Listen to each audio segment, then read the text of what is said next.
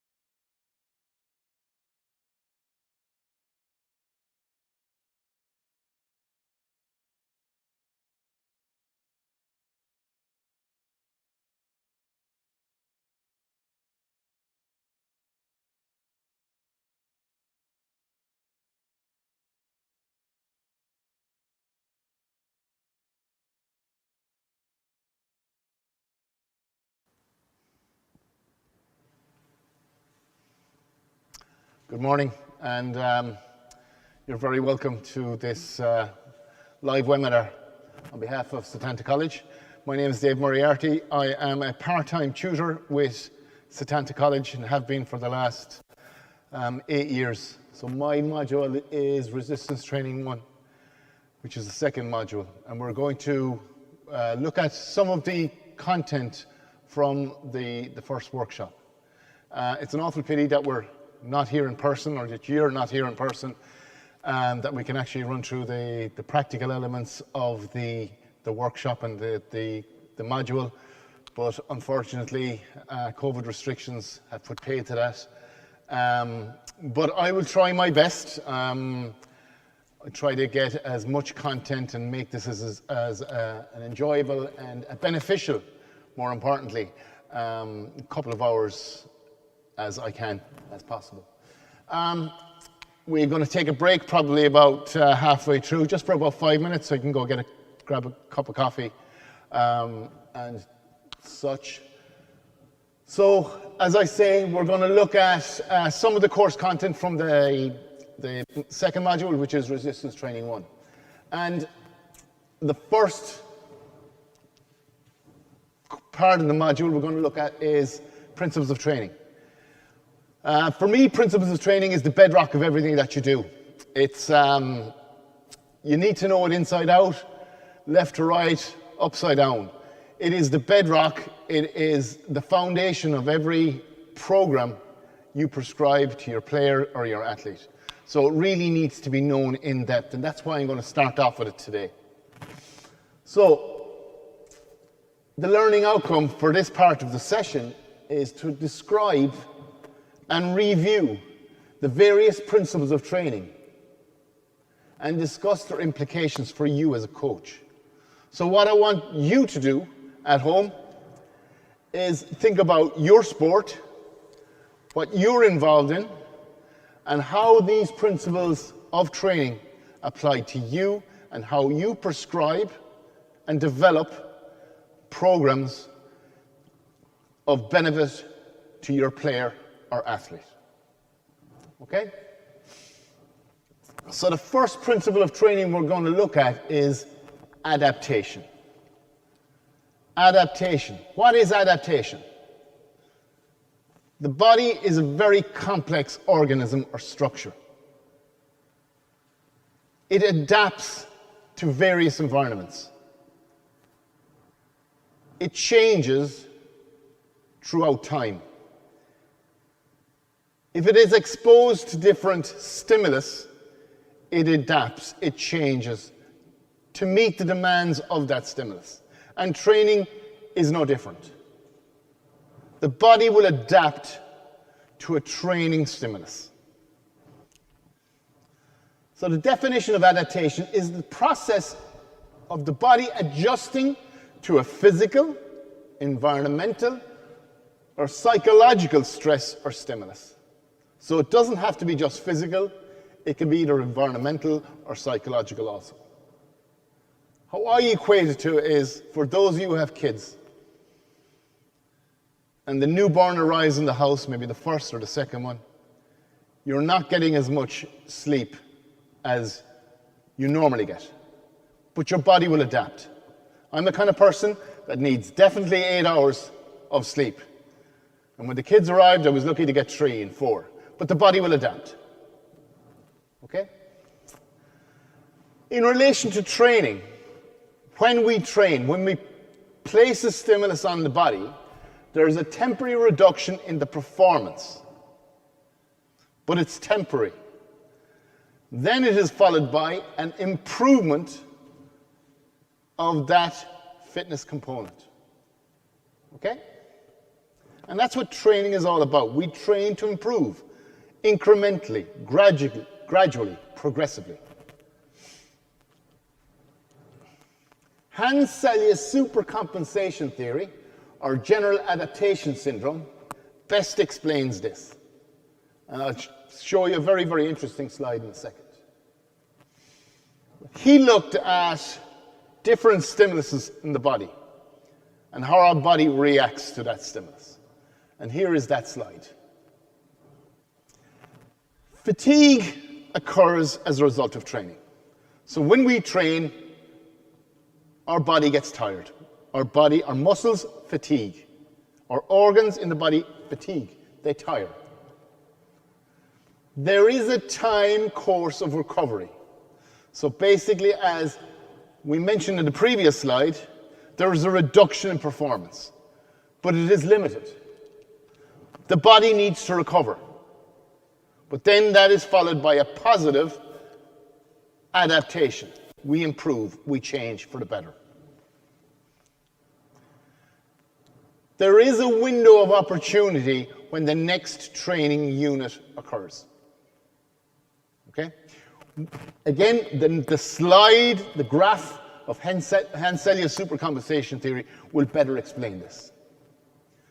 But the next training unit needs to take place when all fatigue is eliminated from the body. Okay? And different fitness components require different periods of recovery. Positive adaptation is the goal of all training. We want to improve. We want to get better. We want to get stronger. We want to get faster. We want to have greater aerobic capacity. Negative adaptation, we don't want. We don't want to disimprove. Negative adaptation, or maladaptation as what's normally called, is not the goal of training. And sometimes we actually train too much. We don't prescribe enough recovery in our training load, and actually we're doing detrimental effects to our physiological aspects of the body. And here is Henselius supercompensation theory, or the general adaptation syndrome. Right here. This axis here is time. This axis here is a level of performance, or a level of fitness. Okay? So just for argument's sake, this is strength. This is strength of our pectoralis, our bench press. We are at a level. When we train, when we do a set or supersets of chest work, after it, obviously, we fatigue. We tire. Our performance level drops. But over time, that fatigue is eliminated, and our body begins to recover. We go back up towards our baseline, which is here. After a while, our baseline actually improves. We go into a supercompensation state. And the next training unit needs to occur in that supercompensation stage. Because if we leave it too long, we return to our original baseline. Or we may even disimprove and reduce our capacity of the bench press. So normally, for strength, that period would be what? 48 hours in general. Could be a bit longer for certain individuals, or slightly shorter for others. But about 48 hours. And that's why when you're prescribing a gym program, it's Monday, Thursday, Tuesday, Thursday, Tuesday, Friday. 2 to 3 days in between each session. We don't prescribe strength training on a Monday, then again on a Tuesday, hitting the same muscle group. Yes, you may do it if we're doing split routines and if you're targeting different muscle groups. But we don't do it if we are targeting the same muscle group. So a period of recovery needs to be allowed before the next training unit occurs. And our next training unit occurs needs to be completed in that supercompensation theory stage. If it isn't, if it's left longer and longer, we actually start to decrease and go back to baseline, as I said before. And that is the same principle for every training, be it speed training, be it power training, be it aerobic capacity training. So this is very, very important. What happens if we complete a training unit right here, so within the recovery period? Well, obviously, we're going to fatigue even more. And then we're going to have to recover. And we place another one there. So our capacity for strength is reducing, reducing, reducing. Okay, so it's very, very important. The placement of training units hitting the same muscle groups needs to be spread. There needs to be optimal time for the fatigue and then the recovery, and get into that supercompensation theory, or stage, should I say. And that's how we actually get stronger. By spread out training units, getting incrementally stronger and stronger and stronger.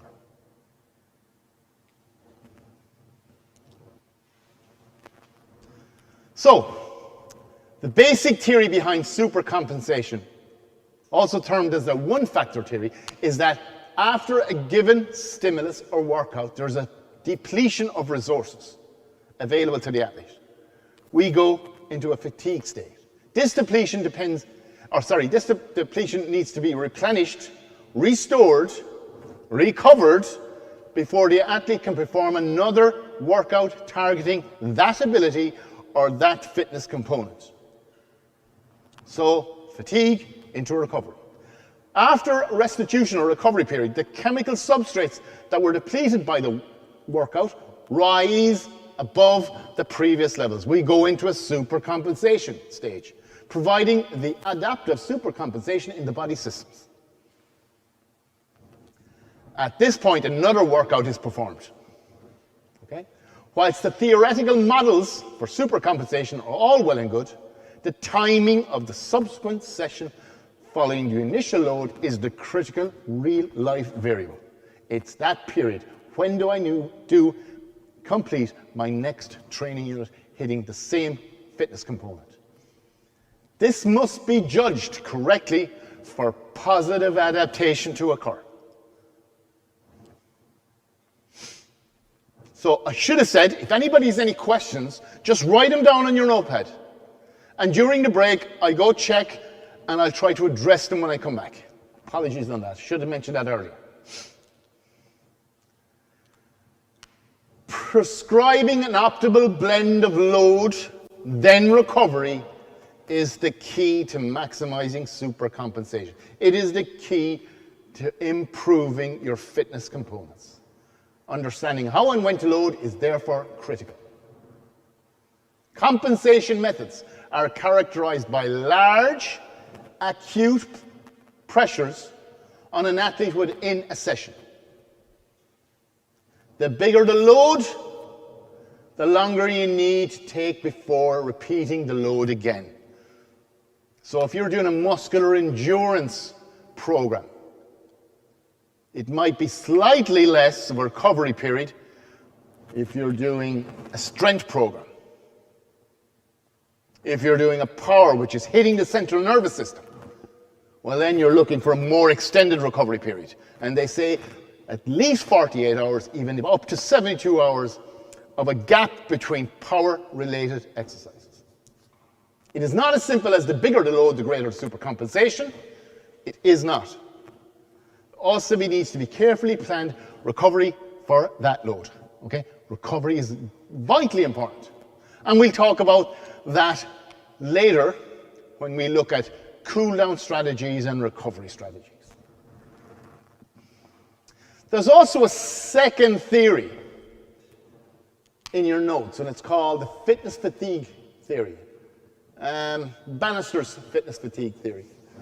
So basically here is Bannister equates fitness on one side of the scale and fatigue on the other side of the scale. After training, what's heavier? It's the fatigue element. Sorry. Apologies.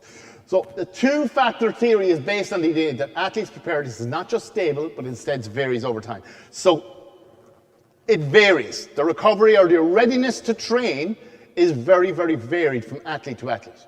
This theory is more in line with today's elite coaching practice, especially in speed and power events. It suggests the athlete's preparedness is not neatly predictable, but is variable. Okay? So it changes over time. This variation is a result of interplay of the two factors, that balancing of the scales, fitness on one end, fatigue on the other, and that affects preparedness.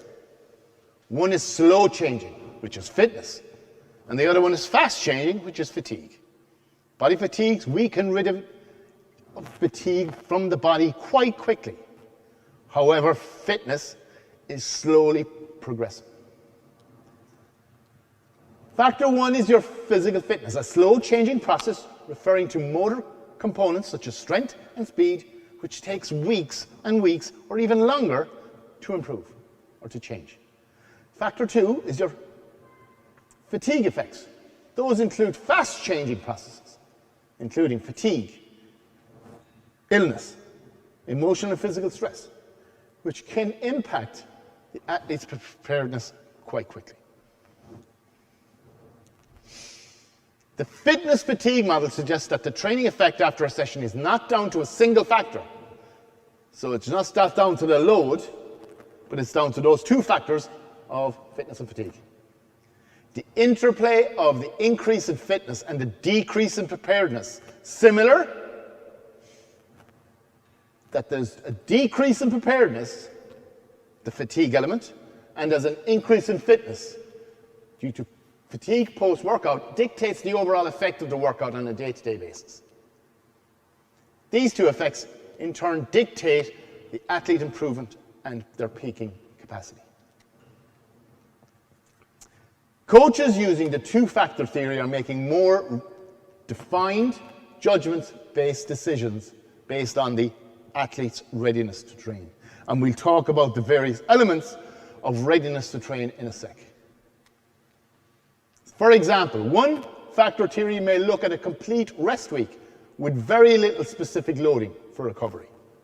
In comparison, the two-factor theory uses a rest week diminished by a spread of density to promote recovery rather than a complete offload.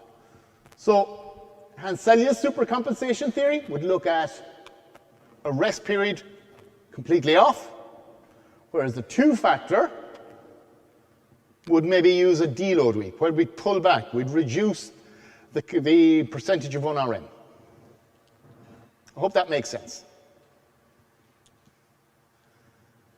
So we said earlier that the next training unit should happen in that supercompensation stage, or that supercompensation window. Now I'm going to go against the grain here. There is, and I have to mention, a thing called functional overreaching, where the next training unit is completed during that recovery period. So, our baseline fitness, and this is our timeline. We train, we fatigue, we begin to recover, but we haven't arrived at that supercompensation stage yet. But we train again, and we recover, and we train again on day 3. So there's 3 training sessions done day after day after day.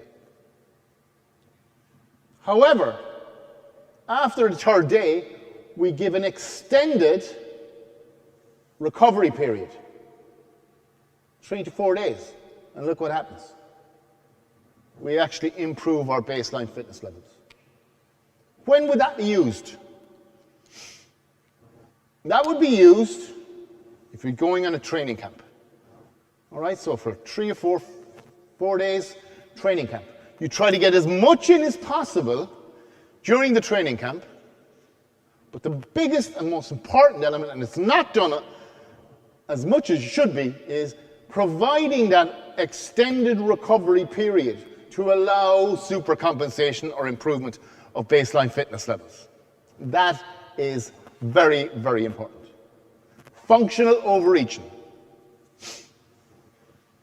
Normally done, as I say, during training camps, or short windows where a lot needs to be done. Maladaptation. This is what we don't want. Okay?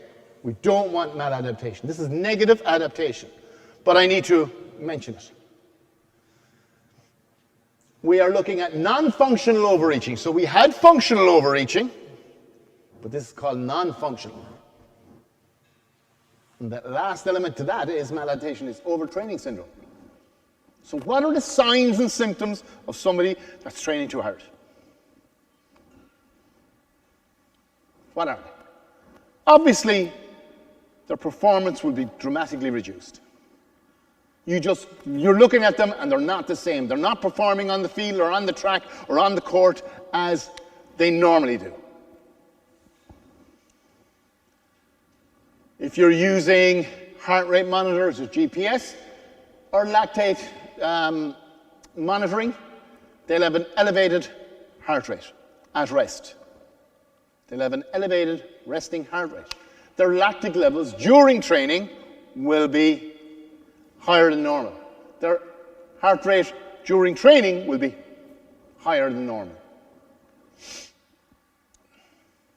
They may lose weight. They may lose definition. They may lose body mass. Okay? So we just got to keep an eye on it. If it's very, very serious and it's extended maladaptation, or they're training way too hard for long extended periods, they may get into chronic fatigue, which is really, really serious and takes months to recover from. They'll have psychological staleness. They just won't be with it. Their concentration levels will be dramatically reduced or decreased. And they will be susceptible to infection. So they might get mouth ulcers, cold sores, sniffles, so you just know. I had a guy many years ago, very talented Gaelic footballer and hurler. And the second year I was coaching him, he was involved with the Limerick senior hurling team, the Limerick senior football team, the Limerick under 21 hurling team, the Limerick under 21 football team. His club, senior football, intermediate hurling. Under 21 hurling and football with his club. He was also playing Sigerson with UCD and Fitzgibbon with UCD. And he was training to be a doctor. So he didn't train. He just played matches. Very, very difficult to manage something like that. Now that was back in the early noughties. So the day of our dual player within the realms of the GAA is well and truly gone, especially at elite level and inter-county level, which is a pity, I believe. So these are the signs and symptoms of somebody that is training too hard, too much. But how do we monitor it? Long recovery lasting several months. So if you have somebody that is non-functional overreaching, or even worse, overtraining syndrome, you talk about months to recover, right? So here's a table, a good table, looking at training and intensified training and an increase in duration and volume of training. So what is the acute outcome for normal? We want acute fatigue, short-term fatigue. Or we want here functional overreaching, short-term overreaching. What we don't want is, to the right of the graph, non-functional overreaching or overtraining syndrome, OTS. The recovery from normal training, days. The recovery from functional reaching, days, maybe a week. The recovery from non-functional overreaching, you're talking about weeks into a month, and overtraining syndrome, months. The performance levels of normal training, it increases. The performance level of functional overreaching, you'll have a decrement, a decrease in performance levels, but after an extended period of recovery, it will improve. For non-functional overreaching, performance will stagnate or even decrease. Without doubt, overtraining syndrome, their performance levels will decrease.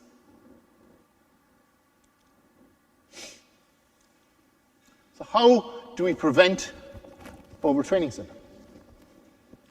How is we as coaches, sports scientists, strength and conditioning coaches, physical trainers, whatever we want to call ourselves, how do we prevent it? Well, it's all about monitoring. Monitoring your training load, monitoring your players, monitoring the duration, intensity, and volume of their training. And it's not their training just with you, if you're involved in a club, but their training load with their county if they're playing inter-county, with their university if they're playing with university, other sports. So we got to look at a holistic or a global view rather than our microscopic or view. Well, we used in the past a POM scale, Profile of Mood Status. Very, very simple questionnaire for the players to fill out pre-training. How much sleep did you get? What was the quality of your sleep? What's your mood like? What's your stress levels like?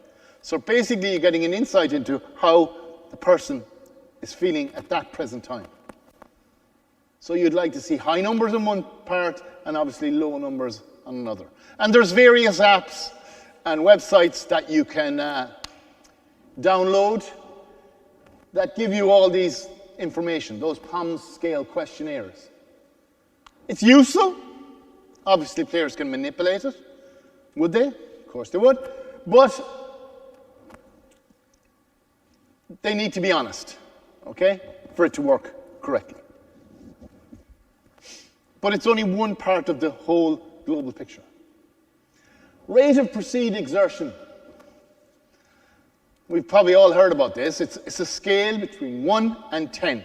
1 being the handiest session you've ever had, 10 being the most intense, insane session you've ever done. So where would you rate that session that you've just completed in the gym or on the field or on the track or in the court?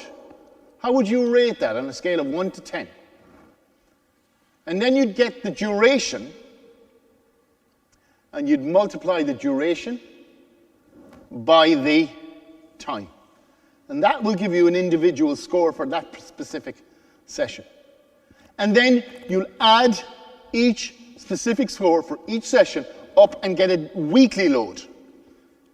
And what we don't want is, we don't want spikes. For monitoring that weekly load, we don't want spikes. We want gradual progression. Gradual progression. That's what we want. Progressive overload. So rate of perceived exertion is very useful. I use it quite a lot. Especially when the players are training on their own, I get them to rate their session and again multiply it by the duration and get that weekly load. I would have an idea if I'm doing face-to-face pitch sessions of what and where I want our perceived exertion scale for that specific drill or S&C element of the training session. So again, the RPE of each session multiplied by the duration gives us a training load. And then we add the training loads for each session that the player does, be it with us or other clubs or other sports, and then we get that weekly load. Another very good idea, which I've used previously, is the test-retest relationship in the counter-movement jump. So to ensure that the readiness to train is there for each player, I would get them to perform a counter-movement jump pre-training. Okay? So if they are below 20% of their norm, because I obviously would have their norm from the fitness tests that I've done previously with them, if they're 20% reduced from their normal score in that particular counter-movement jump, I would ask myself why. Is it because they're not ready to train? Am I putting this player or this athlete at risk if I bring them onto the court, into the track, onto the field, and do a good hard training session with them? I may be putting them at risk of injury. So it's not that you just pull them out, you'd further investigate. Go talk to the player. What has he or she been doing in the day previous or the 2 days previous or that actual day? Maintain accurate records. Okay, it's the key, especially from our RPE scale and our test, retest, and our counting movement jump. Maintain our records. All right? And scan and go back and look. Be willing to adjust your program. Okay, you might have the best program that you have prescribed to your athletes or to your players, but you need to be mindful of the fact that you need to adjust it at times. It's very important. Don't have the stubborn outlook that, oh, it's rigid, it's clear.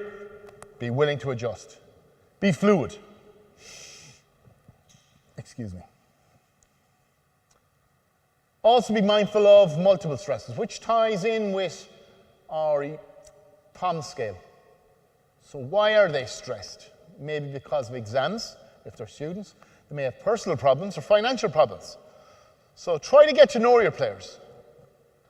Touch base with them outside of training. What's going on? See if you can help. And ensure adequate recovery strategies be put in place, which we'll talk about in the second hour, or the last half hour, should I say. Okay, so here we have three parts of the graph.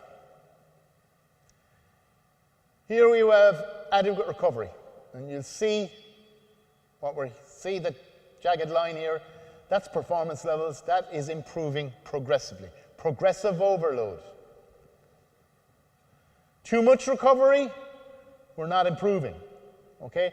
Our next training unit is not happening in this super compensation window here.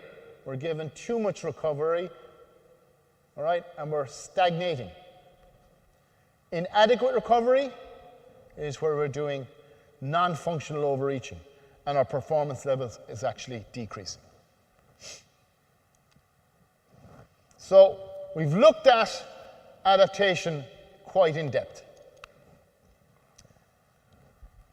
With adaptation, hand in hand is overload.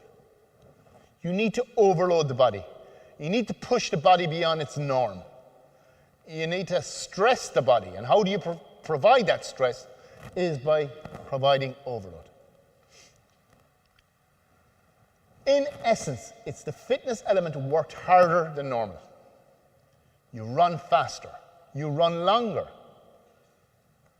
You bench more. You squat more. Probably best explained by a Greek mythological story of Milo of Crotona in 600 BC. Milo was a young boy, young teenager, when a young bull calf was born. And every morning, Milo would pick up that bull calf and lift him. But obviously, over time, that bull calf became heavier and heavier and heavier. But every day, Milo picked up that bull calf and walked with him or squatted with him. Obviously, Milo got stronger. So it's progressive overload. How do we overload the body? The FIT principle. Frequency, intensity, and time. FIT. Frequency, how many times per week? Now, there is an optimal number. Intensity, how hard is the session?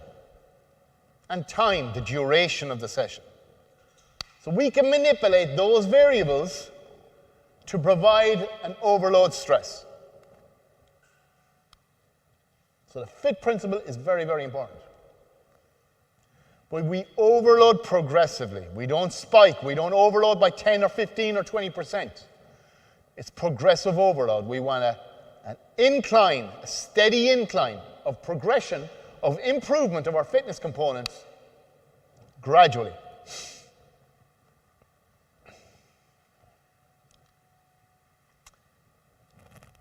Fleck and Kramer said 2.5 to 5%. So if you're looking at numbers within the gym or your resistance training program, to overload or to increase the weight, you're talking about 2.5 to 5% of an increase, nothing more.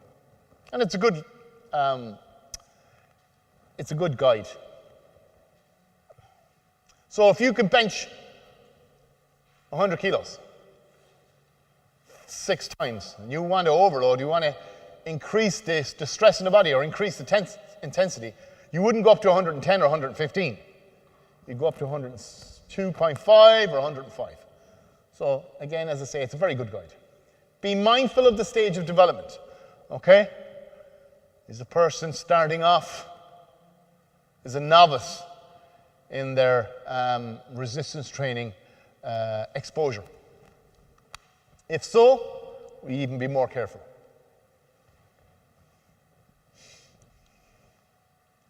So, load refers to the combined interplay of volume, intensity, and density in the medium to long-term planning strategies, whereby volume is the amount of work done, the amount of reps. Intensity is the percentage of maximum effort, or what we call percentage of 1 rep max, or your 1 repetition maximum. What I can lift in that particular exercise once. What is the load? And the density is how often the load is applied, or sets or frequency per week. So it's just, instead of fit, other people use VID, volume, intensity, and density. Just another kind of slant to it. Again, overload will depend on the stage of progression in their exposure to resistance training program. Are they in the competitive season or in season? Or are they off season or pre-season? Okay, where are they within their actual seasons? Adaptation, which is our first and very, very important principle of training, only occurs as a result of overload. We need to apply the extra stimulus on the body. Conditioning coaches must apply overload in a progressive manner in order to ensure constant positive adaptation. And that's the goal of all training, is constant positive adaptation. Okay, so how do we overload in our various elements of components of fitness? It's very, very easy overload in the gym. We just increase the repetitions. We can increase the percentage of 1 rep max, or the intensity of it, or we can increase the sets, or even decrease the recovery between sets. Very, very easy. So there's many, many ways of overloading within the resistance training program. Overloading on a high-intensity running program. How would you do it? Well, you might increase the distance, increase the speed, decrease the time to perform that distance, or increase the number of repetitions to be done. So it's very, very easy to overload, but be careful, it needs to be progressive, should I say. Okay, number 3, and the third principle of training is specificity. Specificity. Say that 3 times after a couple of beers. And what is specificity? Specificity is the training needs to be specific to the sport you're playing. I have an old adage that I use. You train as you play as you train. You train as you play as you train. You train as you play. You train, all the elements of your training should be based on how you play the game. And the second part is you play as you train. If you train hard, you play hard. Okay? So all our training needs to be specific to the sport. And not only specific to the sport, it can even go deeper and deeper into that, specific to the position that you play in. Look at the game like rugby. Very, very different training demands for as an outside centre versus a hooker, or a number 8 versus a scrum half. Right? Very, very different training and playing demands. And the way things have gone is, yes, even in the World GA, we're gone specific to the position. Very, very different demands from a midfielder in hurling to a cornerback. Extremely. So, the system stress will adapt to the stress placed on it. So if you train for aerobic capacity, your aerobic capacity will improve. So it's specific. Your training is specific to the system stressed. The nature of the stress will relate to the adaptation gained. It's a similar point. There may be some small transfers of the training effect to other components, and we'll talk about that in a second with regard to interference. If you train for strength, lower limb strength, you may ordinarily improve your speed, because speed is all about transfer force into the ground for you to move faster. So there may be small elements of transfer from one component to the other. But in general, you train for one, you improve in that. As I said, training needs to be more specific as the players mature in training age. So it's fine having a very, very basic general program for your beginners, for guys who are starting out in their journey of resistance training. However, as the players mature and increase in their training age, the resistance training program needs to be more specific to what they do in the games. My main point, training should be guided by the demands of the sport. Very, very important. And how we gauge that is a very useful tool called MERCS. And we look at the sport that we play and the demands that we have, or the players have, or their athletes have, and then we look at the exercises that we are incorporating into our resistance training program. And we match them. The muscles used, energy systems, rate of force production, contraction speed, and the skill. So those 5 elements are rated.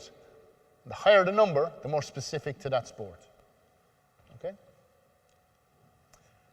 So specificity in loading is a critical principle in sport which becomes increasingly important the more elite the performer. So we become more specific as we go down our training path. It eventually supersedes the influence of volume and intensity because an athlete develops and matures. Continual increases in volume and intensity as a means of generating novel stimulus for adaptation becomes less and less sustainable. So it's like the law of diminishing returns. You can only increase your bench to a certain degree, to a certain level. Then we become more specific. We do different exercises. Our ability to handle volume increases are finite. Excuse me. The law of diminishing returns. We get to a certain level, we plateau. The concept of specificity highlights the requirement for specific sports exercise to be chosen based upon their ability to enhance the required kinetics and kinematics of the given sport. In essence, you do exercise, you incorporate exercises that are specific to your sport. They have the same kind of movement as your sport. And how I'll highlight that is, look at the tennis player. Which is more specific for the tennis player? Is it the goblet squat or a lunge? Which is more specific? Don't worry about what bang for your buck you're getting, but which is more specific for the tennis player? Probably the lunge, because they're more likely to be in that split squat position more often. You got to look at your speed within your sport. Is it linear, or is there an element of agility, change of direction, reactive speed? Look at stamina. Is your sport aerobic based, or is it more anaerobic based? So these are the questions you need to be asking yourself. And then strength. Is endurance important? Or is power more important? Or maximal strength important? So for argument's sake, just a kayaker. A kayaker, we had one in my previous class, what would she kind of more delve in on as the season continues into competitions? Maybe endurance, the endurance part of strength. So that's specificity. Specific to the demands of the sport, specific to the position, specific to the athlete. Individuality is our fourth principle of training. We're all different. We are all different. Some people progress and adapt quicker than others. Our body shape are different. Our genetics are different. Our muscle breakdown percentage of fast to slow twitch fibers are different. Even identical twins. I read a paper recently where identical twins were put on the same exact program. And one of the twins adapted quicker or got stronger than his brother. So no two athletes or players are the same and will never display the same improvements.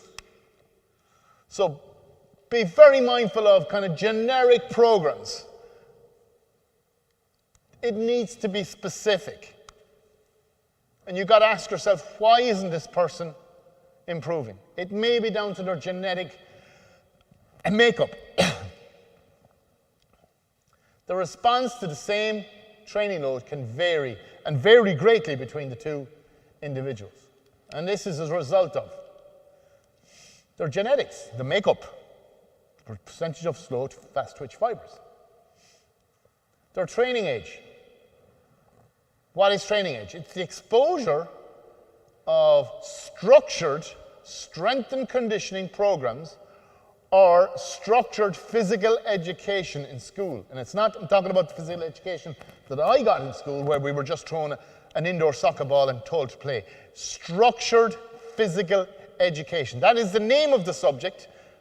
It's called physical education. And thank God it is changing. That has become a Leaving Cert subject. But training age, if the person has a great or higher training age, they may adapt quicker. Their functional competence, which you would have learnt about in your first module, they may be just more functionally competent than the other person. So we got to look at that. So there's so many variables that we got to look at. And their body type, over here. An ectomorph, a mesomorph, and an endomorph. It's hard to believe I was an ectomorph.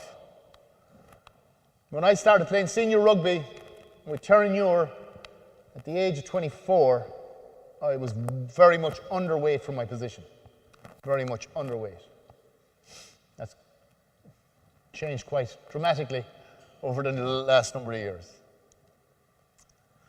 Because an athlete's response to training is highly individual, every athlete is different, and every athlete will therefore elicit a different stress adaptation reaction in response to the same training load. And why? There are two ways to individualize your training plans. Both work. Method one. This uses a calendar-based construction of training, which can be modified according to the player's reaction or response to training. So basically, what you're doing here is you're developing the program as you go along, as the player adapts. And you'll alter it and you'll change it on the pretense of, or the results of, should I say, how the individual is adapting to that program. Method two, this uses reaction-based periodization, meaning that the training is more structured around an athlete's individual response to workloads. So you get a periodized plan. Okay, number 5 is interference. So some components of fitness interfere with others. All right? Some have a positive relationship, others have a negative relationship. What we mentioned earlier about positive relationship is if somebody is improving their strength levels in lower limbs, their speed may improve. So they may have that is a positive relationship. You get an increase in one, you get an increase in the other. May get an increase, not necessarily so. But there also, on the other hand, there's negative relationships. In that, if you train one component of fitness and another component of fitness, they might negate each other, interfere with each other, not get the best bang for your buck, not get the results that you require. So training components simultaneously may result in compromised gains in one of the components. And this is greatly seen where you do endurance and strength, speed, power training. So really the big bogey is endurance training. It's not a bogey, but we'll explain why. Particularly shown where strength and endurance components are being developed at the same time. However, speed and power are the components most effective. So what I'm saying is, if you're doing pre-season work or off-season work, and you've prescribed a lot of endurance training, but you've also prescribed a lot of strength training or speed training, the endurance training you do is going to blunt the effects of your speed or power or strength training. You might improve, you probably will improve, but you won't improve as much as if you separate those two components into different mesocycles. Excuse me. So be careful where you're prescribing endurance training along with strength or power or speed. Just be very careful. Other positive relationships is flexibility. If you improve your flexibility, your speed will probably improve. Okay, so there's positive and negative relationships when you do simultaneous training components. Be mindful of fatigue. Recovery is very important. I think we mentioned that earlier. Concurrent training is training two components in the same day. So professional athletes will do this. They will train two components in the same day. So you might have a morning session, an afternoon session. We would always say train the most neuromuscular demanding component first. So basically, if you're doing power training or strength training, that's neuromuscular demanding. So you would do that first. Okay? Number 6, rest and recovery. Very, very simple. We'll talk about it later on in the last half hour when we look at the cooling down and recovery strategies. But rest and recovery is important. And we've gone to town with it and how important recovery is and placement of various training units. So rest is physical activity is completely excluded. Recovery is 3 main parts. Restoration, so rehydration and refueling. Regeneration, so the component of your strength, your muscles just regenerating, getting back to normal. That fatigue and in that recovery in our hand-steady supercompensation. Rehabilitation, so returning from some injury. So you're looking at your physiotherapist, your physical therapist, your doctor, your medical team looking after that. So recovery is 3 elements, the 3 R's they say. A graph that I actually inputted there only over the last couple of months in relation to rehydration. So here, if somebody is thoroughly rehydrated, 100% rehydrated, their performance level is at 100. Obviously, if they're 5% dehydrated, their maximal performance level is at 68, 69. If they're even 2% dehydrated, 90% is their maximum performance. All right? I thought it was very stark and a good slide to put up just to highlight the importance of dehydration. Number 7, detraining. The old adage, if you don't use it, you lose it. Okay? So you need to maintain your performance. You need to maintain your fitness components. You need to maintain your improvements. And that's why off-season is so important now. There is really, for an elite athlete, a very, very short window of post-season into an off-season. You may be talking about 2 to 3, maximum 4 weeks, because they don't want to go into that detraining state. Detraining is also known as reversibility. So the reversibility of any gains you've got or received or made during training, those are reversed. And it relates to the length of previous training. So if you have a good training age,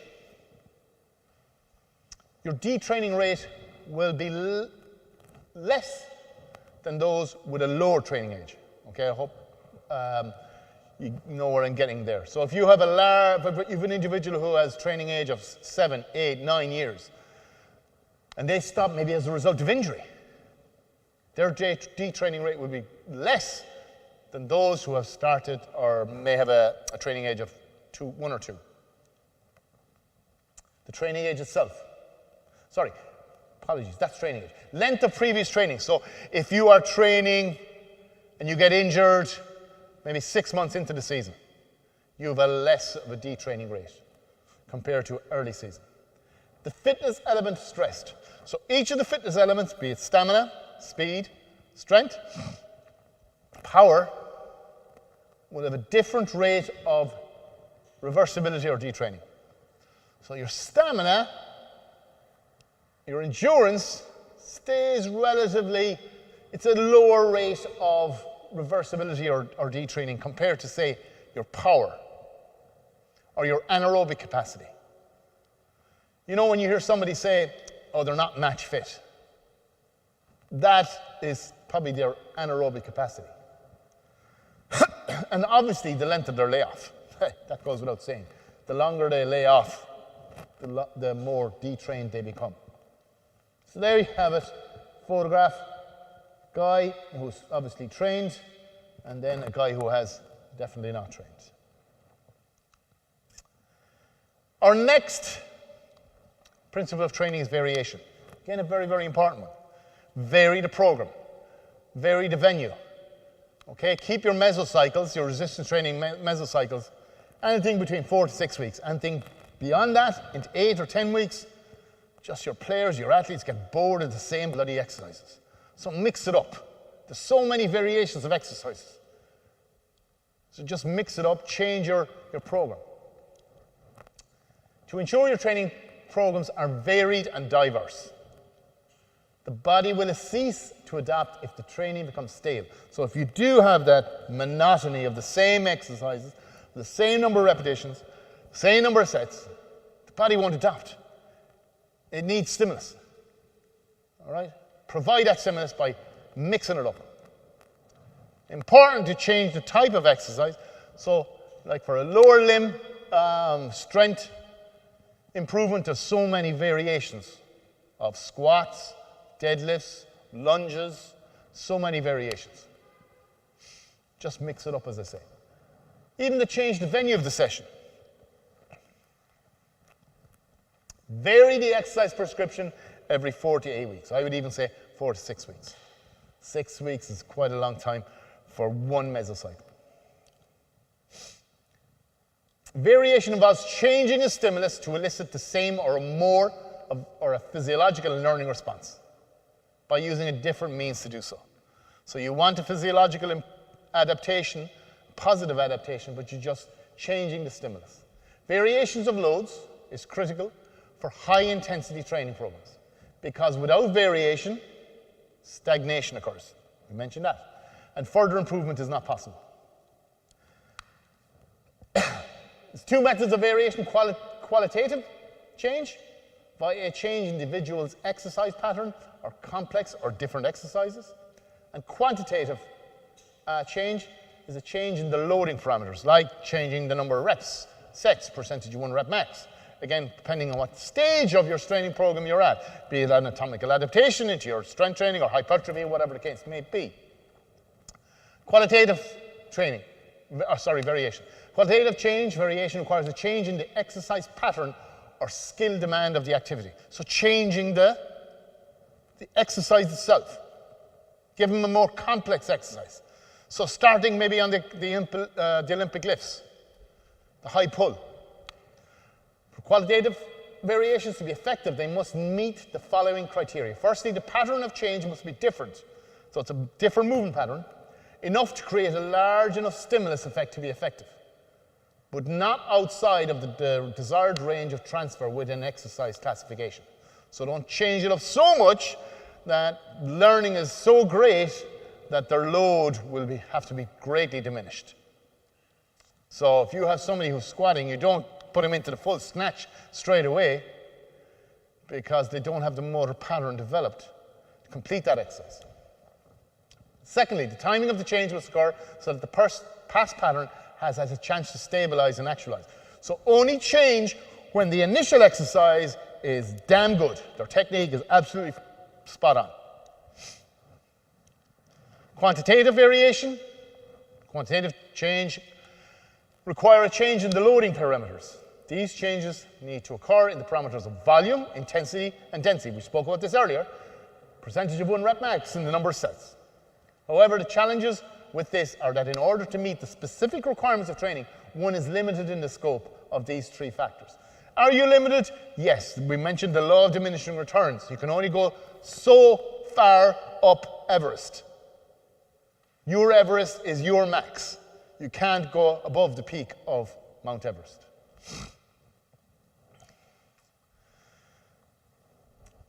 Just on a note, I follow a guy on Twitter called Jan Lemar, YLM Sports Science. He dumbs down a lot of these research papers in sports science. And for the likes of me, it's very, very easy to read. It's a very simple graphic. And this one here is just an example. Easy tips to prevent the overtraining syndrome. So we've mentioned these. Avoid excessive monotony of training. What's that? Oh, it's variation.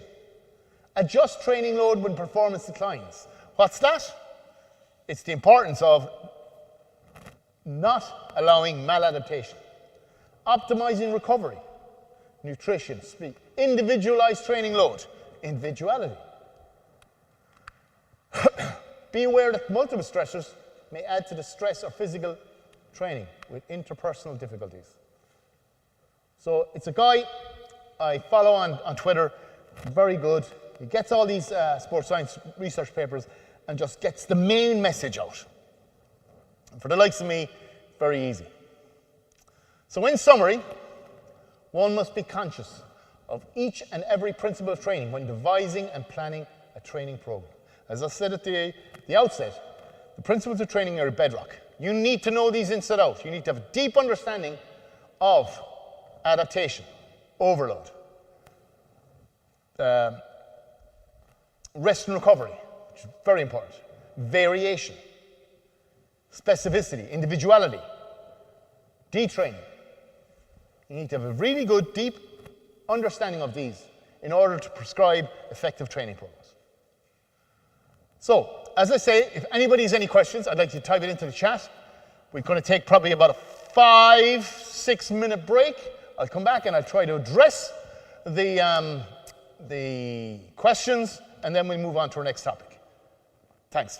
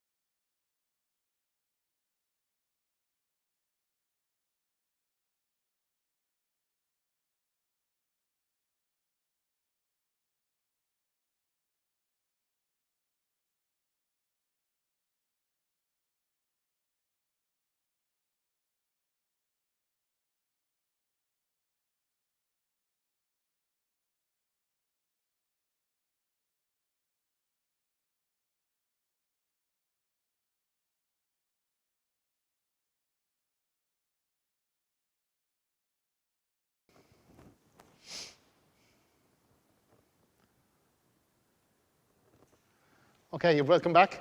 So I'm just going to address a couple of questions that were thrown onto the forum there.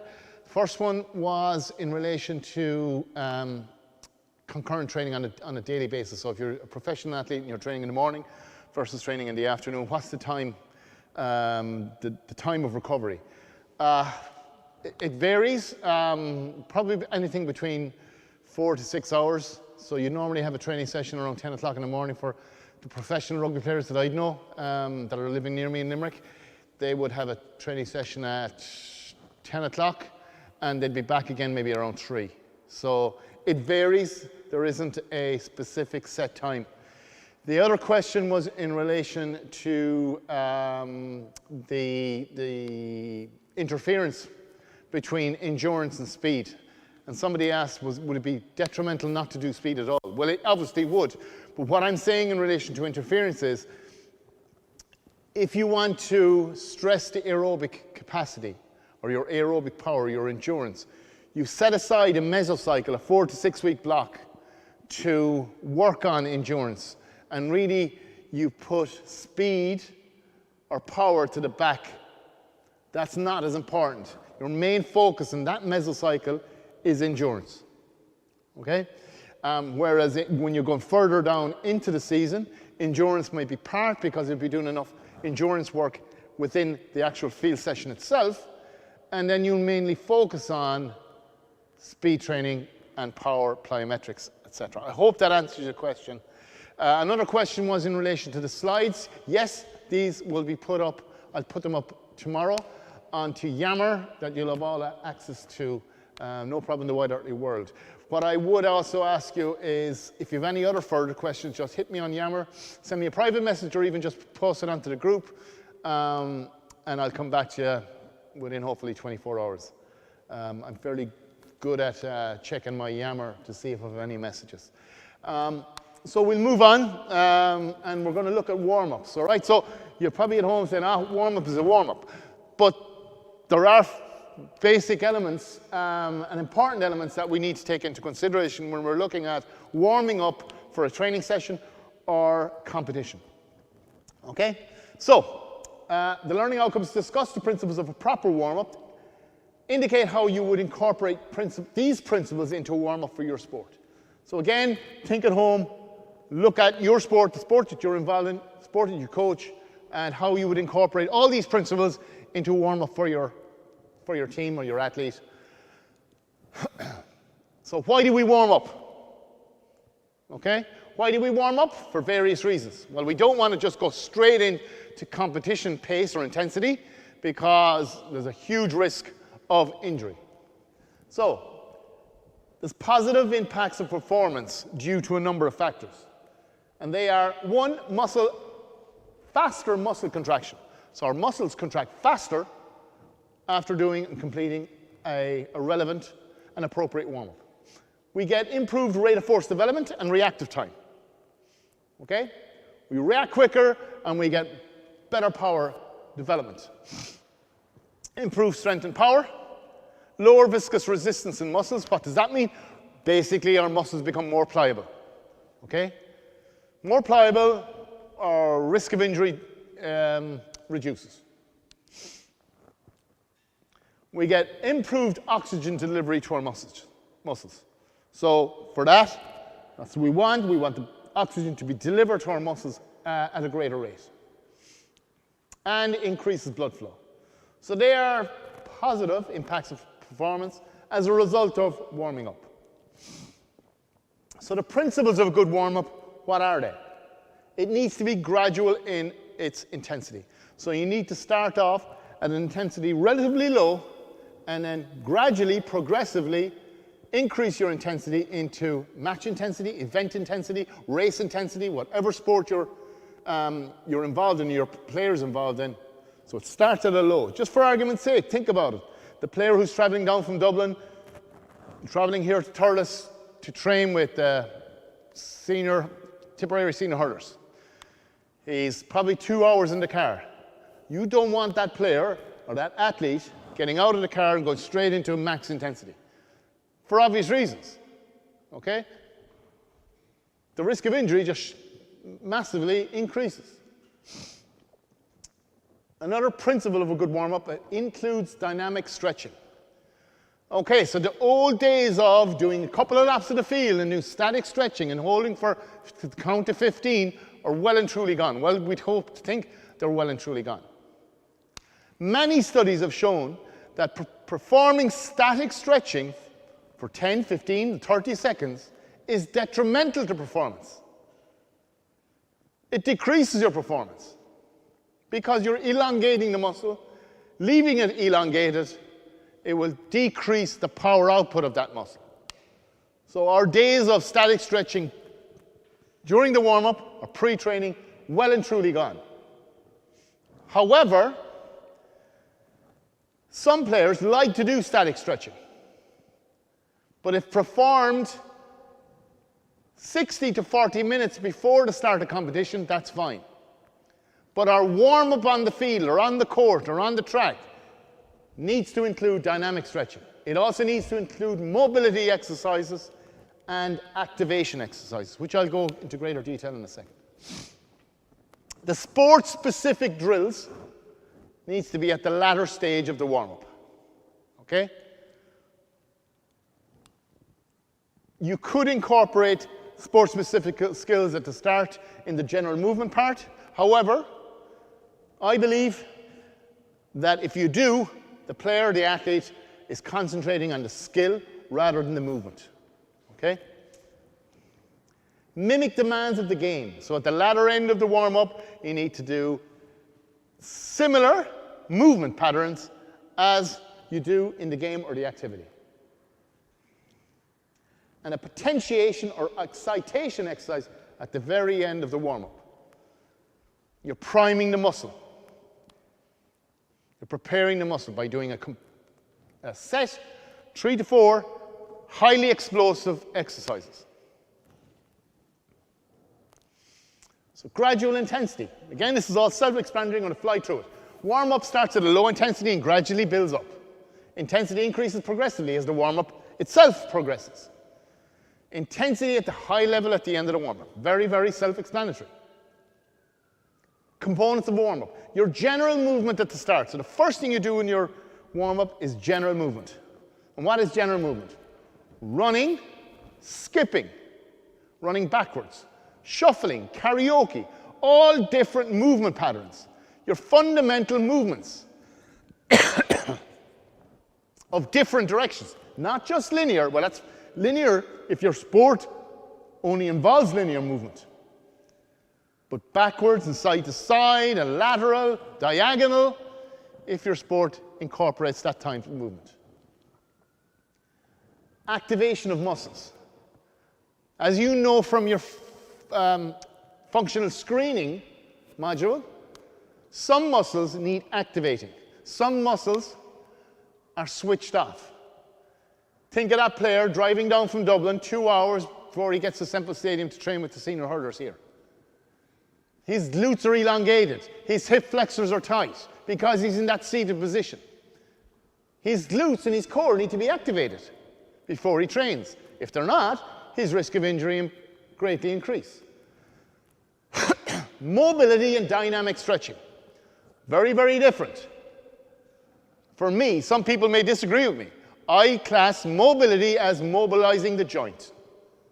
Dynamic stretching as elongating that muscle in a slow and controlled manner over its full range of motion and coming out of it again. The sport-specific movements and drills, which may include the ball or implement that you're using. A mini game. You're actually replicating the actions and intensity of the actual sport. So if it's like a hurling or Gaelic football, maybe a 5-on-5, a 6-on-6. So you're replicating what actually happens in that game. And finally, that potentiation or excitation exercise. You'd often see teams doing plyometrics, very, very small, set of 4, set of 3 plyometric exercises or explosive sprints right before the start of a game. That is the potentiation, and that has seen to improve performance. So you would have read about the ramp warm-up. Raise, activate, mobilize, and potentiate. Developed by our external examiner, Ian Jeffries. Okay? You would have read this on your notes. R stands for raise. Raise the body temperature, heart rate, and breathing rate. So the purpose of the general movement is to increase the body temperature from normal, 36.9, up to maybe 37.6 and even greater. You're raising the body temperature gradually, raising your heart rate from your resting heart rate of 50, 60, 70, whatever the case may be, right up to maybe 140, 150 beats per minute. And you're raising your breathing rate gradually. A, activating those key muscle groups that need activation. M, mobilize your joint through its full range of motion by the completion of mobilization exercises and the dynamic stretching. And P, potentiate. And he's equated potentiate with the actual execution of the skill of the game. Now, I met Ian Jeffries on a number of occasions. And I straight up asked him, Ian, I think that's wrong. We were always told you mobilize before you strengthen. Mobility before stability. You probably told that in your own functional screening module. And he said, yeah, I agree with you, but it just doesn't sound as good. You couldn't go RMAP.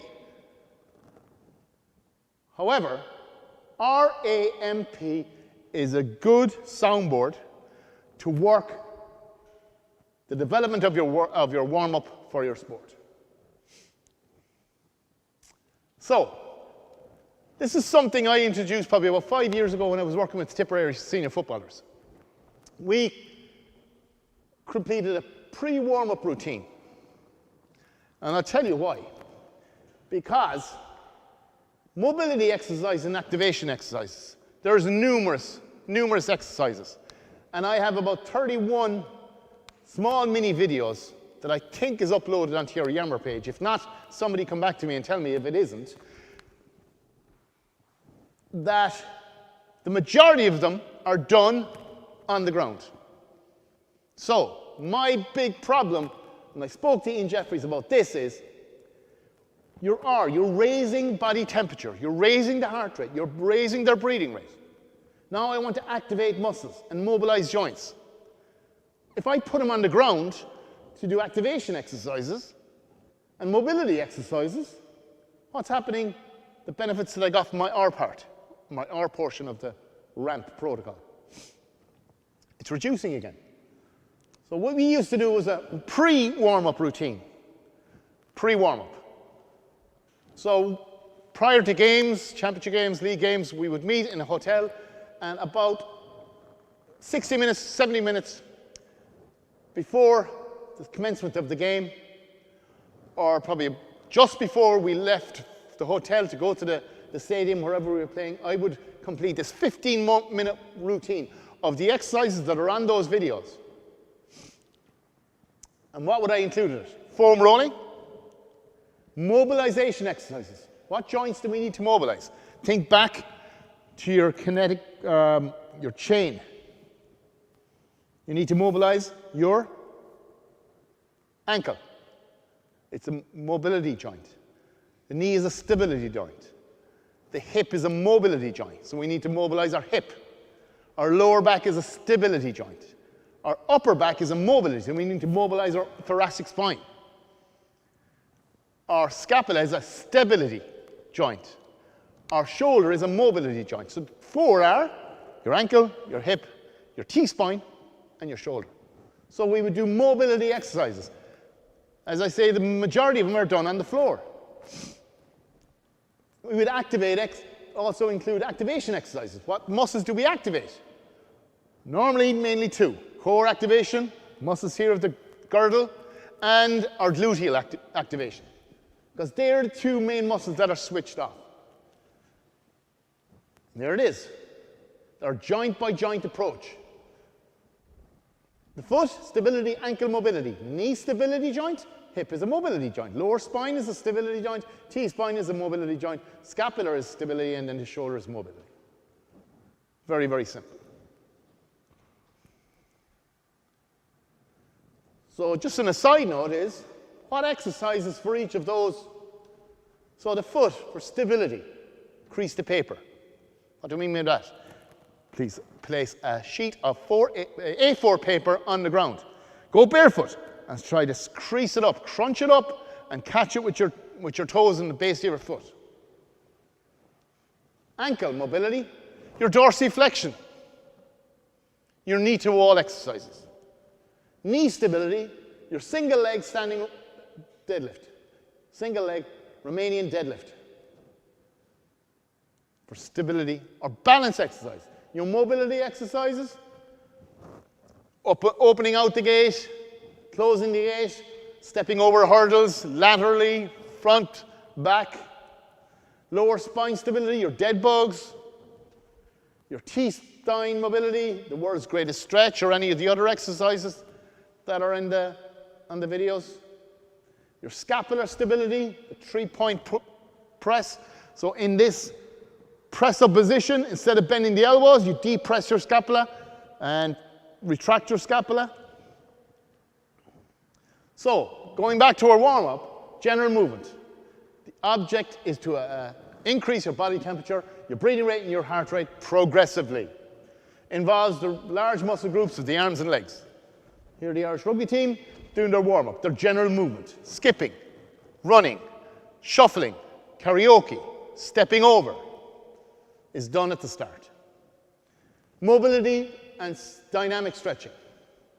So we mobilize the joint and do some static stretching. Mobility exercise, you're mobilizing joints and prepares for movement. Static stretching, it's slow and controlled movements. In and out of the normal range of motion of the joint and stepping out. Here's some of the Saracen players doing the sweeping of the grass and straight leg kicks. So they are doing dynamic stretching here for the hamstrings. It's very important to note that in dynamic stretching, stretches are not held, but move through the normal range of motion in and out. The object is to explore the normal range of motion rather than increasing the flexibility.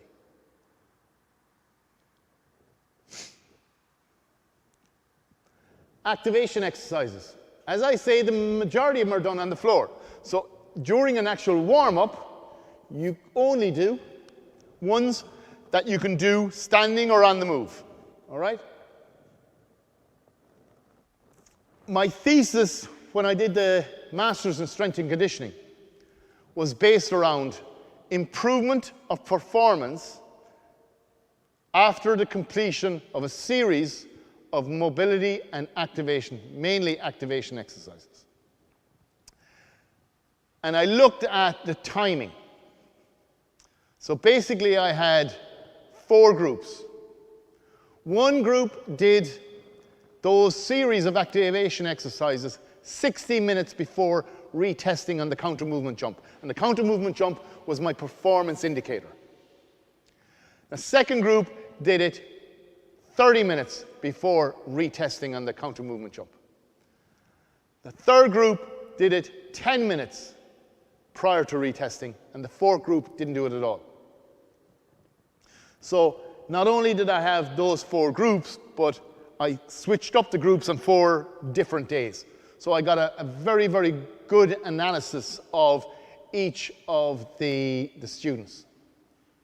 And what it found was, obviously, the closer to retesting that you completed the activation exercises, the greater the improvement in performance. So the first thing I found out is that the completion of those exercises definitely improved performance, because the group that didn't complete them didn't really improve.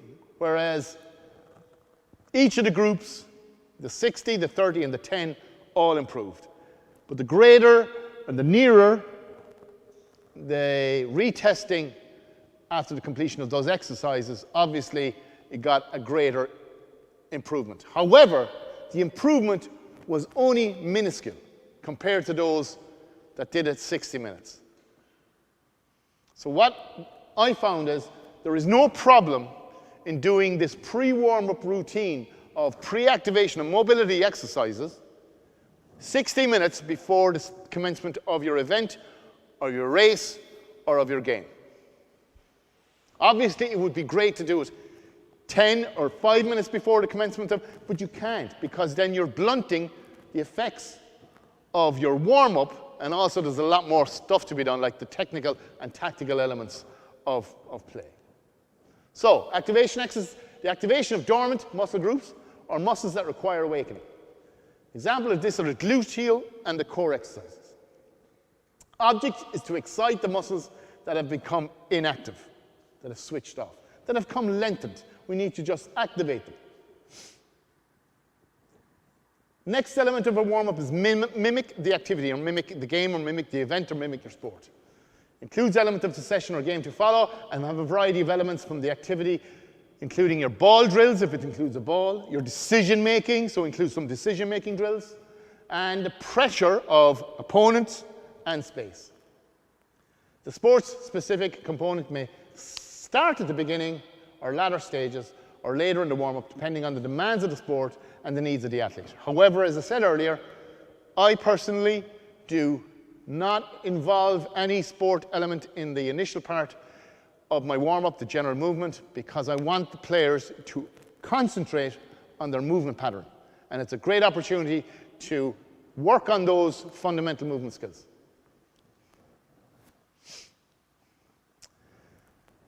Potentiation, or post-activation, or PAP, post-activation, potentiation, is you're priming the central nervous system. You're doing explosive exercises to ready the body for the explosive element of your game, of your race, of your event, of your match. And you'd often see teams, as I say, doing explosive exercises, a set of 3 or 4, just immediately before the commencement of their event or game. So the RAMP protocol is very, very similar to the EXOS roll, pillar prep, movement prep, integration, and neural.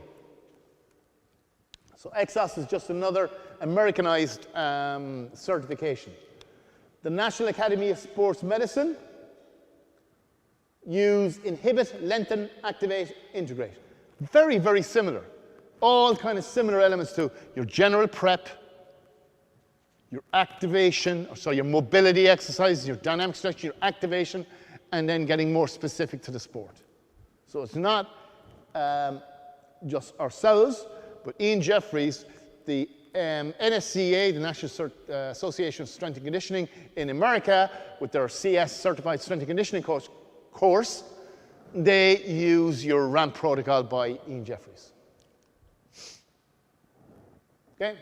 Again, that is going more into greater detail in relation to the EXOS, which I completed a number of years ago, the EXOS Pillar Prep. Pillar Prep is in relation to preparing the body, doing soft tissue, so your foam rolling, your mobility, your activation. So very similar to our pre-warm-up routine. Your movement prep, your general movement, doing some dynamic stretching, neural integration, movement integration also. Okay, so again, another guy I follow on Twitter, it's Lauren P. Sitz, S-E-I-T-Z. Lauren, as in L-A-U-R-E-N-T. Lauren B for Bravo, Sitz. I follow him on Twitter. Again, quite easy. The graphics of it. The reason I put this up is just to highlight the importance of not completing static stretching prior to competition. Because here it says, if you do static stretching 10 minutes before performance, there's a decrement of 4%. If you do it 5 minutes before performance, there's a decrement of 6%. So the nearer static stretching is done performance, the greater the decrease, right? Here it highlights the importance of your post-activation potentiation, priming the muscle. I don't know if you know this, but the English rugby team when they won the World Cup in 2003, wasn't it? They used to do a set of heavy loaded squats just before they went out and played. Now, I'm not talking about, 5 sets of 5 or 5 sets of 4. One set, probably of 4, I think they did. And even here it says 3 sets of 3. That was the protocol used here, a heavy weighted squat. It increases performance by 13% if completed 10 minutes prior to retesting or the event.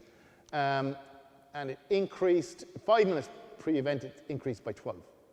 Okay, so just different ends of the spectrum. Static stretching decreases. Some kind of a PAP, post-activation potentiation, will increase performance. So in summary, we're getting there. Warm-up is a series of gradual steps that result in the athlete or player increasing the intensity and mirroring the demands of his or her sport.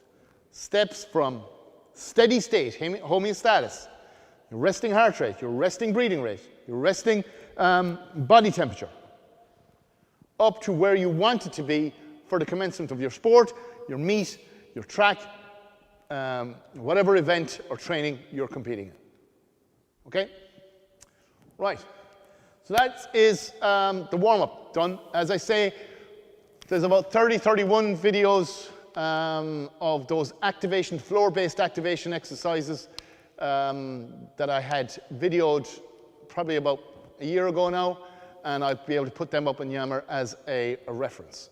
Okay? Right, just give me 30 seconds before I bring up the final topic.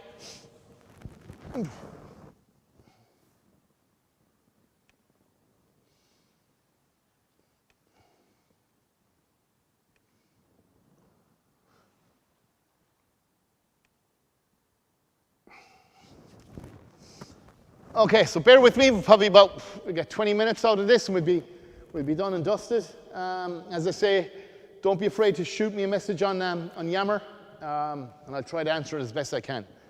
All right? So obviously, if you do warm up, you got to do a cool down. Okay? You got to cool down. And what's the purpose of a cool down? It's the totally reverse of a warm up. So you want to go from intensity of a game, the heart rate that you have after the completion of a game, your breathing rate after the completion of a game or an event, right down to homeostasis, so your resting levels. So discuss and evaluate various cool-down principles and strategies. Okay? So, cool-down. The purpose of the cool-down is to restore or work towards normal resting conditions, your homeostasis. Okay? So your normal breathing rate, your resting breathing rate, your resting heart rate, resting body temperature, or normal body temperature, should I say. But this involves the cardiovascular, neuromuscular, endocrine homeostasis. So it's not just cardiovascular, but it's also neuromuscular, endocrine. Practically, this means the body temperature, the heart rate, the range of motion and tone in the muscles, the hormones return to baseline. However, homeostasis varies within the systems of the body and is dependent on the duration and intensity of the preceding activity. So obviously a really, really intense, difficult training session or game will require better cool downs and recovery strategies than maybe an easy training session. The principles. The cool down is an important phase of the training and practice and competitive unit. Right, we get loads of time into planning warm-ups.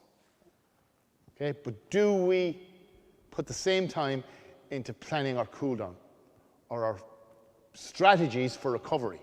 Not just the cool-down, not just the initial 15 or 20 minutes after an event or a training session, but maybe the next 24 hours, the next 48 hours. That's what cool-down and recovery means. It receives the least attention in terms of planning. Just mention it there. If completed effectively, it will reduce the time to recovery, the speed up, return prepared to train and compete, help in reducing risk of injury in follow-up training, practice or training units. So let's just break that down.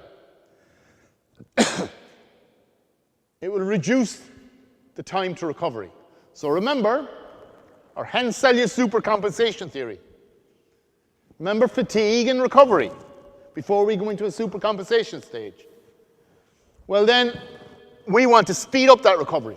So the implementation of cool down and recovery strategies will bring that U-curve in closer to speed up and get us to a supercompensation stage earlier. Okay?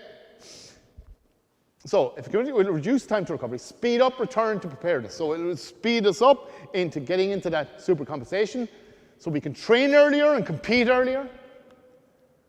Help in reducing risk of injury. So obviously it's been seen, but the completion of a warm-up and cool-down strategies, it reduces injury risk in the next or subsequent training session or game. Principles. You minimize post-training fatigue.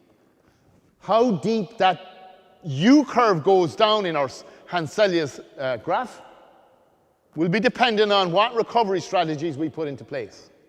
Do we just walk off the field and sit down? Cool downs are done, great when you win. And when you lose, nobody wants to do a cool down. You just want to get off the field as soon as possible. Okay, so it is difficult to implement. You're minimizing post-training fatigue. You're reducing blood or heart rate slowly, which prevents blood pooling. So if you were doing a really intense session, during that session, where is a lot of your blood going to? It's going to the muscles in the legs. But if you just stop, walk in, get tugged out and go home, the body's still sending blood to the muscles of the leg. And that's called blood pooling. So we reduce the intensity regressively, slowly, reduce the intensity to prevent that blood pooling, which reduces the heart rate, which reduces the breathing rate, which reduces the body temperature. Decreases body temperature gradually. Restores the mobility and stability as much as possible. And we do that by doing some static stretching. Evidence. So, anecdotal evidence shows coaches and players are least interested in what happens in the cool-down phase, post-training and games. And we all know that. Okay? It's very, very difficult for players to do cool-downs. Proper cool-downs. They're often not completed at all. What happens during training or game? Fatigue. We've seen that in our graphs. Muscle damage, micro little tears in the muscle. Soreness. Reduction in performance after training. Reduced levels of strength, power, speed, agility, and endurance. Here's my graph again, our general adaptation syndrome. We have fatigue after a game. By the implementation of proper cool downs, static stretching, recovery strategies, we want to bring that U-curve in closer and not as deep. We want to reduce the depth of the bell curve and get into that supercompensation stage earlier so we can train again. And that's why it's so bloody important.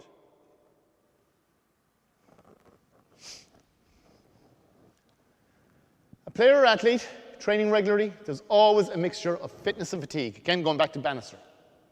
If several systems trained, then recovery of these will vary. Okay? So different components require different recovery periods. Anderson et al. In 2008 did a study of elite soccer players, international soccer players.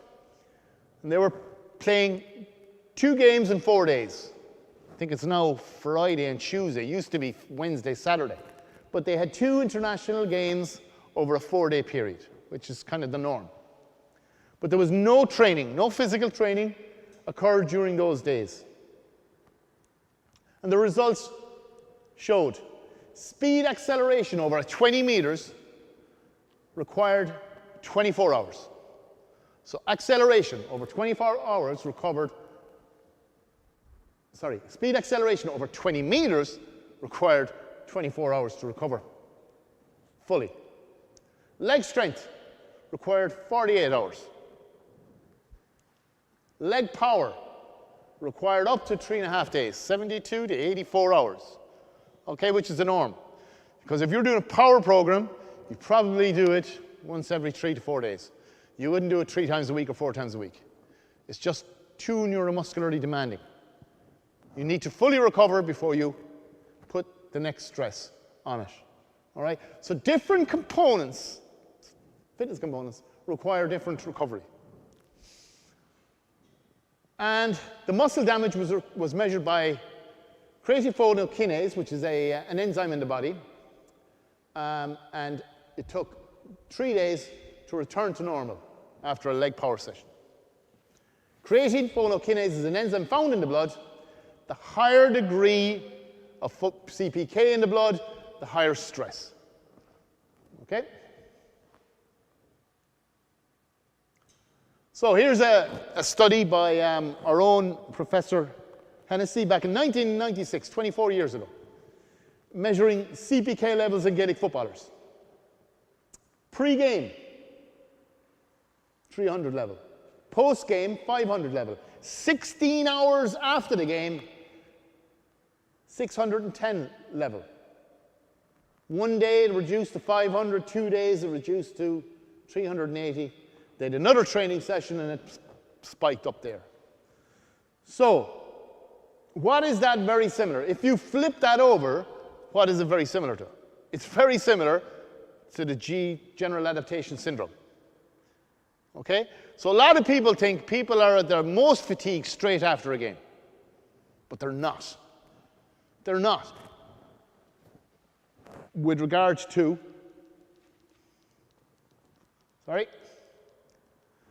they're at their most fatigue a number of hours after their training session or game. Same here. Their CPK levels were maxed 16 hours after their game on a Sunday. Okay? That's using your CPK. So what is regeneration? We want to regenerate the muscles. Activities or strategies designed to help facilitate the recovery process. So these are strategies designed at helping the recovery process. A dedicated training component or day when generating strategies are implemented. So you can have recovery days. Like professional athletes will have their recovery days, where they'll do a bit of foam rolling. They might do some swimming, stuff like that. Stress is the syndrome which consists of all changes within the biological system. Stress is cumulative. We mentioned back earlier in relation to the training load, the RPE by duration of our players. We got to be mindful of what's happening in their lives, relationships, breakups, marriages, financial difficulties, exams. Stress is cumulative. Regeneration is the process of athletes overcoming the stresses of their training environment. Regeneration is active, rest is passive. Remember we mentioned earlier in the component or the principle of training of rest and recovery, stress, no training, regeneration, we do actives. So there's a various number of strategies which we look at quite quickly here. The cool down is done post-exercise. So after a game, we do a cool down. What does that incorporate? Incorporates maybe a slow jog. You're taking the heart rate down and the breathing rate down ever so slowly. So maybe a jog over and back of about 40 meters just to mobilize out the joints that require mobility again, like your hip and your ankle and your T-spine and your shoulder. It also includes static stretching. Static stretching held for 30 seconds or longer. Okay? So static stretching, great for cool downs. Not so good for warm-ups. Dynamic stretching for warm-ups, not so good for cool downs. Active recovery. Active recovery, the following day you might go onto a spinning bike and just spin out the legs. Nothing too hectic, very, very easy. On an RPE scale, maybe of 1 to a 2. Hot and cold contrast. So, aquatherapy, either an ice bath or hot and cold contrast showers, whatever the case may be. Pool recovery is another one. Cryotherapy. So I'll get into a cryotherapy chamber. Massage is a form of recovery. Compression garments, which have become quite popular now. Rehydration, which is probably one of the most important elements of a recovery strategy. Getting enough fluids in to replace. So if you lose 1 kilo of weight during a training session or a game, you've got to replace it with 1.5 litres of fluid. Okay? Water with maybe some diurolite to get those salts in. And refueling. Okay? So there are all the elements of how best to recover from a game or training. So we'll go through these individually quite quickly. Cool down. A group of exercises that are completed immediately after training or competition to provide a period of adjustment between training or competition and rest. So it's exactly the flip of our warm-up. The aims to improve muscular relaxation, to remove byproducts, that lactic acid that's building up in our muscles. We want to try to remove that as best we can by doing gradually slower movement. Reducing muscle soreness. Returning the cardiovascular system back to its homeostasis, its resting rate. It involves activities, dynamic movements, lighter than competition or training to bring the cardiovascular responses down slowly. Static stretching to restore the range of motion and reduce risk of injury when the body temperature is still elevated. So again, static stretching. Holding for 30 seconds, all major muscles group held. Static stretching is performed after training or separate to a training, so it can be done after training within the cooldown, or it can be done as a flexibility session the following day. Another very, very good method of recovery.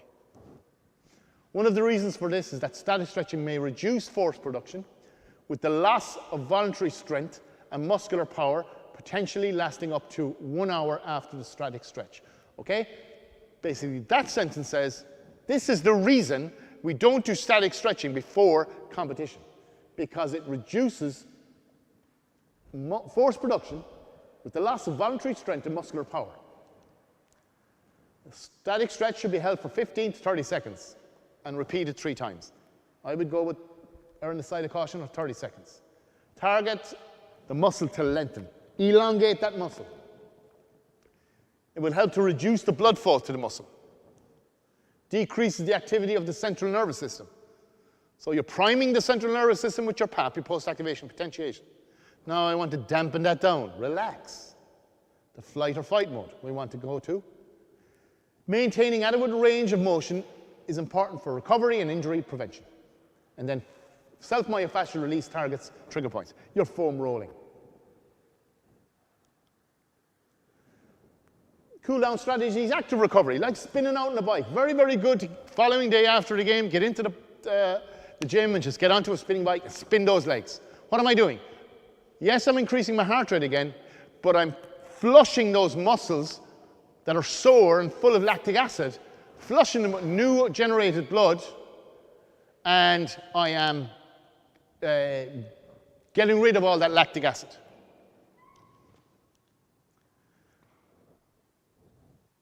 Active recovery first, so low intensity. It's got to be done low intensity, completed 24 hours afterwards. These activities can be completed at a very low activity, but it can include short bursts. I don't really advocate for that. You just keep it at low activity. Active recovery allows an athlete to physically and psychologically recover from the stresses of the training and competing. Active recovery sessions encourage recovery by assisting blood circulation, reducing muscle lactate levels, flushing the muscles with new blood, eases muscle soreness. So there's numerous studies to say that active recovery, and it's probably the most effective recovery strategy as of late. All the new science says active recovery is excellent.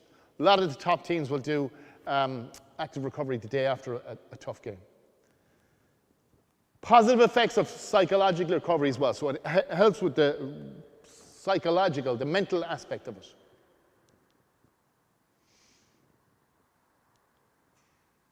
Okay. Another cool down strategy is cold water immersion. Okay? So, CWI can improve your perceived feelings of fatigue. A lot of different research at the moment say does ice baths work versus they don't work.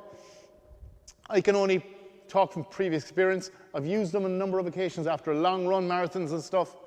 You wouldn't think it. But anyway, for me it worked. Okay, and I would be an advocate of ice baths. So it is a painkiller effect, an analgesic effect. All right? And can be effective in reducing delayed onset of muscle soreness, or your DOMS. Ensure that players trial ice baths prior to competition. So the thing about ice packs and the thing about ice baths, and the research coming out is it's very hard to standardize. It's very hard to standardize the time in, the temperature of the water, the depth of the water. So there's so many variables, it's coming up with a lot of conflicting evidence and results. Another element to that is the hydrostatic pressure that's involved. So the deeper you go into water, there's pressure involved in the hydrostatic pressure.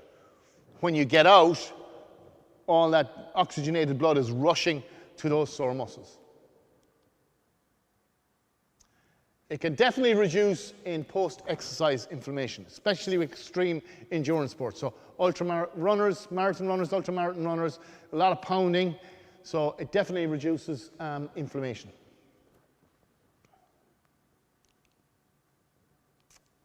Just going to go to the more interesting part of it. Hot and cold contrast. Again, all different evidence in studies say it does or does not work. Basically, theory behind that is you're getting into a cold environment and you're coming out and you're getting into a hot environment. Okay, when you get into a cold environment, the blood vessels constrict, they close up, and then when you get into a hot environment, they open out, allow fresh blood to circulate it into that area, and reducing muscle soreness and the buildup of lactic acid. Again, the contrast of constriction, dilation of the muscles. And that's very, very similar to the use of pressure garments or compression garments.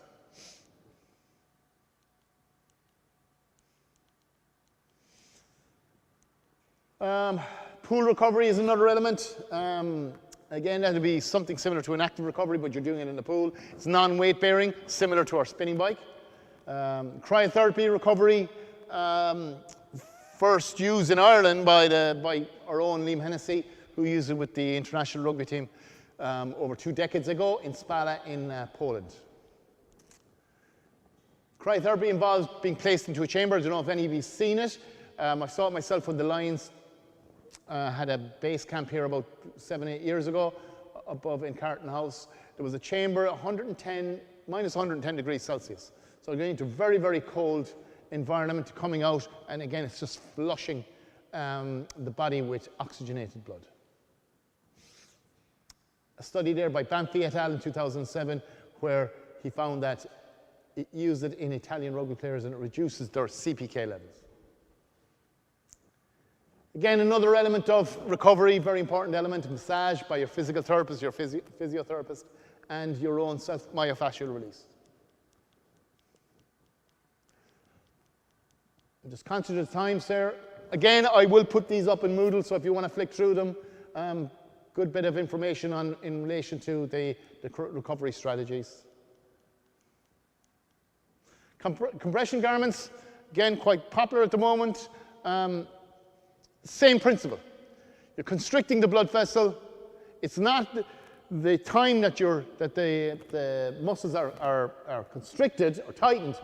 It's the benefit is where the oxygenated blood is flooded to the muscles when it's relieved.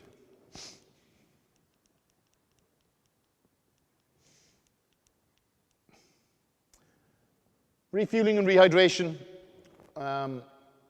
again, is a key principle of recovery. Okay, that's just some information on the types of foods, carbohydrates for exercise and proteins for post-resistance training program. Again, a small bit more information on rehydration. Okay, so in summary, the most important element of a cool down is don't do nothing. Do something. All right? Even if you don't do the cool down after a game, you get beaten, you don't do a cool down or static stretching, get the players to do something. Get them into a cold ice bath. Get them to do some hot and cold contrast showers. Make sure they're refueling. Make sure they're rehydrating. Make sure they do something the following day, getting into a pool, going onto the spinning bike, just spinning out the legs. The most important element is do something, don't do nothing. Even a 7-minute cool down can reduce muscle damage and speed up recovery. Cool downs restore the cardiovascular system back to its resting conditions. Ice baths may be effective in high impact or contact sports. So for rugby, anywhere there's a lot of impact may be very effective. Compression garments may assist athletes to recover faster with fewer negative effects. An active recovery allows an athlete to physically and psychologically recover from the stresses of training and competing while still maintaining fitness levels. That's just a couple of other slides from Jan Lamar. One last point. What is the most important recovery strategy? And it's none of the ones that we spoke about there. It is sleep. Sleep is so important. You do most of your regeneration when you're sleeping. And again, an interesting slide in relation to the likelihood of injury versus the average sleep per hour or per night. Obviously, the lowest level of risk of injury was after the player received 9 hours of sleep.